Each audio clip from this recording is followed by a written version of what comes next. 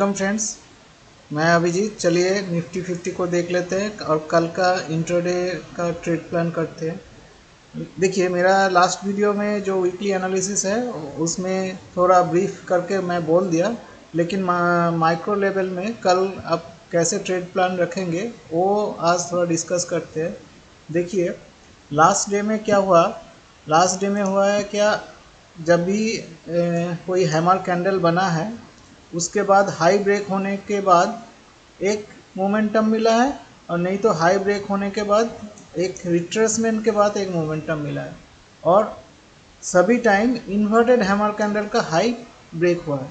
तो ये चीज़ आपको याद रखना है कल के ट्रेड प्लान के लिए। देखिए, अगर कल कॉस्ट पे ओपनिंग होता है निफ्टी को, और ओपनिंग होने के बाद थोड़ा रिट्रेसमेंट करता है, और ये जो हैमर कैंडल है इधर आता है और एक हैमर कैंडल बना के उसका हाई ब्रेक करता है, तो उस टाइम पे हम लोग पॉजिटिव माइंड सेटअप के साथ बैठेंगे, क्योंकि लास्ट डे पॉजिटिव क्लोजिंग मिला है, लेकिन जो क्लोजिंग के टाइम पे थोड़ा नेगेटिव क्लोज हुआ है। तो उसको ध्यान में रखते हुए हम लोग क्या करेंगे, तो ये पॉजिटिव कैंडल होने के बाद वो जो हैमर कैंडल है उसका हाई ब्रेक होने पे हम लोग बाई नहीं करेंगे।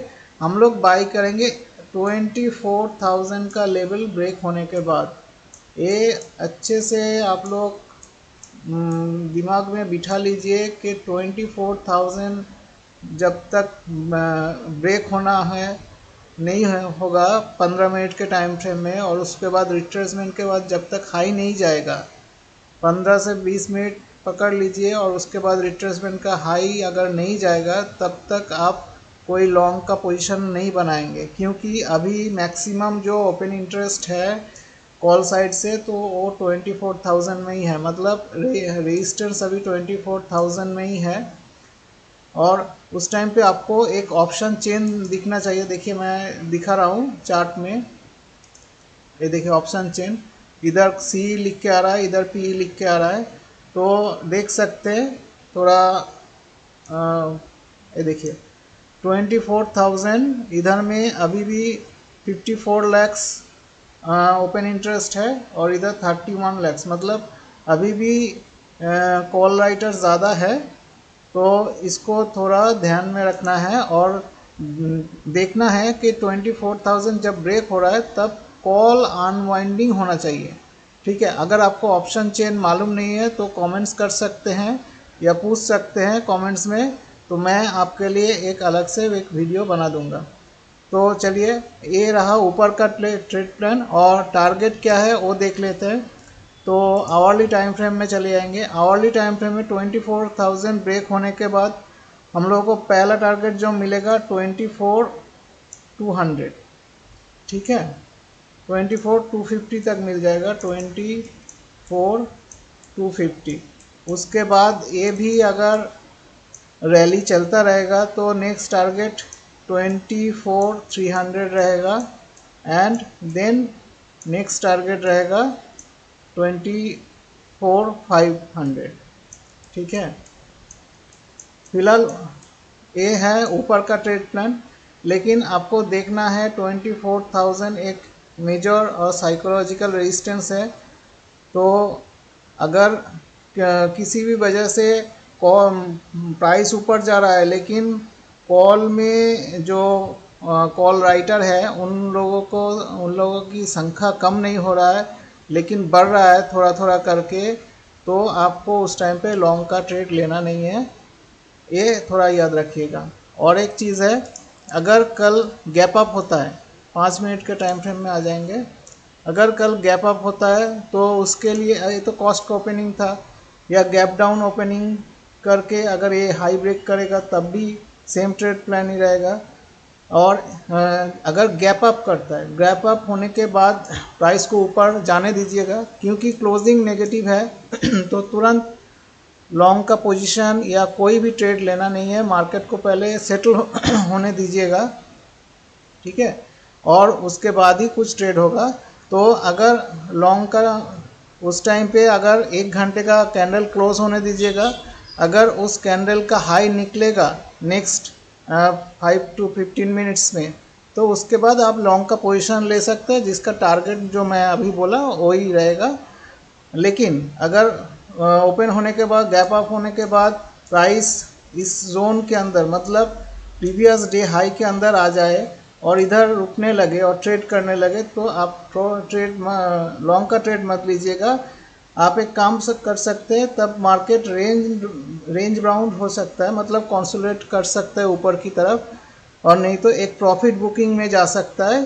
क्योंकि देखिए डेली टाइम फ्रेम में एक कैंडल बना है, जो कैंडल स्टार्ट हुआ है 23,400 से और क्लोजिंग किया है 23,900, मतलब 500 का एक दिन में रैली है, जो बहुत बड़ा है निफ्टी के लिए। एक इतना बड़ा कैंडल, देखिए किसी भी जगह में इतना बड़ा कैंडल जब भी हुआ है तो मार्केट एक इधर कंसोलिडेट किया है, या नहीं तो गैप अप करने के बाद फॉल ही किया है और रिट्रेसमेंट किया है। तो इस कैंडल को थोड़ा वॉच रखिएगा, उसके हिसाब से ही कल ट्रेड प्लान रहना चाहिए आप लोगों को। तो अभी नेगेटिव सेंटीमेंट में क्या ट्रेड प्लान है, मैं फिर से एक बार बोल देता हूँ। अगर गैप अप होता है तो इस क्लोजिंग के बाद आप एक शॉर्ट का ट्रेड ले सकते हैं। लेकिन मेरे हिसाब से अगर आप एक काम कर सकते हैं, ऊपर से कॉल सेल कर सकते हैं और उसको लिए आप एक प्रॉफिट बुक कर सकते हैं जब प्राइस आएगा। तो फिलहाल आप एग्रेसिव शॉर्ट करेंगे। ये जो 23,800 ये लेवल ब्रेक होने के बाद उसके पहले आप एग्रेसिव शॉर्ट मत कीजिए, थोड़ा सेफली आप ऑपरेट कीजिएगा, ऊपर से कॉल सेल कीजिएगा और उसके बिहाफ में इसको हेज करने के लिए एक बाई भी कर लीजिएगा। इसके लिए आपको मतलब रिस्क मैनेजमेंट हो जाता है। और ये जब ब्रेक हो जाएगा 23,800 का लेवल, तब आपका पहला टारगेट इधर हो सकता है। ये 23,800 और ये लेवल लगभग सेम ही है। तो उसके बाद पहला टारगेट रहेगा आपका 23,650 एंड ये अगर ब्रेक हो जाएगा ना, तो आपको नेक्स्ट टारगेट मिलेगा 24,500 क्या, ठीक है। तो लोअर साइड में इतना ही टारगेट रखेंगे और अपर साइड में इतना टारगेट रखेंगे। अभी चले जाते हैं हम लोग बैंक निफ्टी में। देखिए बैंक निफ्टी में भी क्लोजिंग तो थोड़ा वीक ही मिला है। एक्चुअली निफ्टी तो वीक पहले से ही था, लेकिन लास्ट डे में आईटी का जो रैली आया था और बैंक निफ्टी भी एक रैली आया था, उसके वजह से निफ्टी अच्छा परफॉर्म किया, ठीक है। तो कल के लिए आईटी को भी थोड़ा वॉच में रखिएगा, वो भी आपको हेल्प करेगा आपको डिसीजन लेने के लिए कि शॉर्ट का पोजीशन लेना है या होल्ड करना है, या कोई एक रेंज में निफ्टी ट्रेड करेगा। तो बैंक निफ्टी में अभी देखते हैं। बैंक निफ्टी का क्लोजिंग तो नेगेटिव ही मिला है, लेकिन बैंक निफ्टी में एक चीज़ देखना है जो हम लोग पहले भी डिस्कस कर चुके हैं। एक कंसोलिडेशन जोन है, उस जोन के अंदर आया है, लेकिन एक इधर मेजर रेजिस्टेंस लेवल है, वो है इस कैंडल का हाई, ठीक है। वो है 51,363। आप मान सकते हैं 51,500, या आप एग्रेसिव ट्रेडर है तो 51,400 को भी आप पकड़ सकते हैं, ठीक है। सेफली प्ले करना ही अच्छा रहेगा। 51,500 एक साइकोलॉजिकल भी है और एक राउंड नंबर है बैंक निफ्टी के लिए, तो इसी को रेजिस्टेंस पकड़ना सही रहेगा कि 51,400 से ज़्यादा, ठीक है। तो कैसा होगा, अगर कल फ्लैट ओपनिंग होता है, उसके बाद थोड़ा रिट्रेसमेंट के बाद अगर इन्वर्टेड हैमर कैंडल का हाई ब्रेक होता है और ये कल का जो डे हाई है वो निकलने के बाद थोड़ा 15 मिनट का टाइम फ्रेम में निकलने के बाद आप एक लॉन्ग का पोजीशन ले सकते हैं, जिसका टारगेट पहला ही रहेगा 51,400। ठीक है, उसके बाद नेक्स्ट टारगेट तो रहेगा 51,700 से 800 तक।